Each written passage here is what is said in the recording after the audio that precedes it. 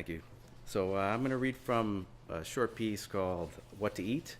To get the rest of this, you have to order a copy of The Lifted Brow from Australia, or go to any bookstore in Tasmania, apparently. I bet Volumes will special order it for you. Babies don't drink gasoline, not at first.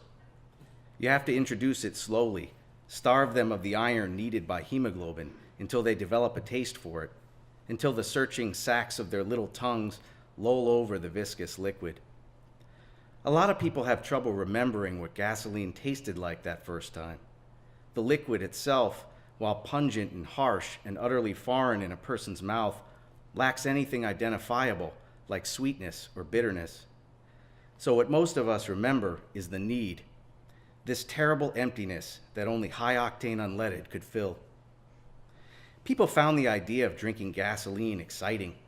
Gasoline, they argued, tastes like progress, and with new fracking and extraction techniques, we had entered into a fuel-rich era. This progress was visible. Our city now has gasoline lakes, and our hens now lay gasoline-filled eggs. Our trees are now rubberized gasoline trees. Even the grass shimmers from miniature gasoline rainbows, shivering on each slick blade at sunrise.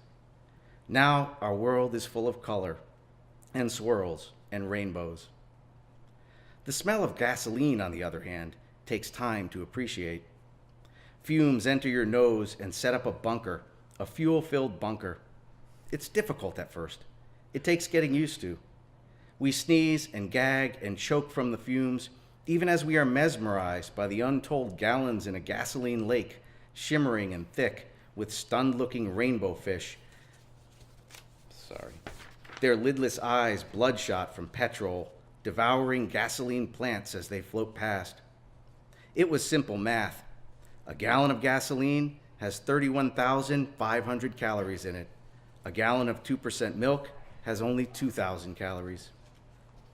Politicians, eager for a clear-cut case of what to do, embraced the cold calculus of it. They merely had to add a study or two, demonstrating the myriad ancillary benefits, like eradicating food allergies and smoking. It's the healthy choice, they concluded. I took my daughter Penny to the supermarket, toting her around in a baby sling, a bottle of high-octane unleaded clutched awkwardly between her tiny, chubby palms. Her bare feet dangled in the air as she lounged in the sling, sipping gasoline from the synthetic nipple attached to the bottle. When finished, Penny swung back and forth at my chest like a pendulum, hiccuping. Gasoline makes you hiccup when you drink it. Adults have largely adjusted.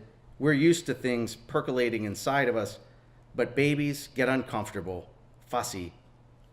Sometimes I think about the way food used to be, the berries and pies and hamburgers, the crunch of an almond or a good slurp of noodle soup. Now, there's just gasoline. After the supermarket, I drove through Starbucks and got a carefully heated mug of diesel blend. It took a while. The drive-through teller and I both had the hiccups and had to communicate in chunks of language that were always getting cut off by a spasming esophagus.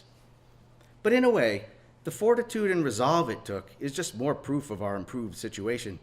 And I got my drink, served in a shot glass-sized replica of the Starbucks cups that used to offer hot coffee. Everything is concentrated now. The sky was a deep blue, the kind I could stare into for hours as the diesel penetrates the sores of my intestinal tract, barging into my cells and filling me with a sick energy. Penny was too young to play on the giant oil rigs kids climb on these days at the park, so I let her lounge in the shade of a rubberized palm tree while I watched several neighborhood boys scale the drill mechanism and play with the fracking tubes. There were always a few kids who had eaten too much gasoline for lunch. Vomit spewed from their mouths as they played. "It's a gusher," we yelled. I didn't see Harry until it was too late. I could tell someone was behind me, but my Starbucks had led to quite a session of dry heaves and hiccups, so it took a while before I could turn and see who was there. Harry looked good, his fingernails well trimmed and his hair neatly cropped, although his jeans were filthy and his skin painfully pale. "How are you, Jennifer?" I wanted to take him in my arms, to relive evenings grilling meat and vegetables on the porch. We had both loved kebabs. Good was all I could manage. My insides felt sick and plasticky, not how I used to feel around Harry. His square jaw and gentle hands used to fill me with energy and possibility. I hiccuped, vomited a little into my mouth, the bitter slickness of undigested gasoline scorching my esophagus. "How's the baby?" Harry inquired, his mouth becoming a tiny point. I shielded my eyes in part from the sunlight, and then I shifted the baby's head to my chest and began fumbling at my shirt, although I no longer breastfed like Harry and I had planned. I was to be a stay-at-home mom, with Harry bringing home the bacon as a physician's assistant. It was a life that seemed very far away. Harry sat down next to me on the park bench, leaned in and peered into the green eyes of our child. "It's all gonna burn, you know," he muttered, and fumbling a lighter from his pocket, Harry began flicking the flint idly between thumb and forefinger. All right, thank you very much.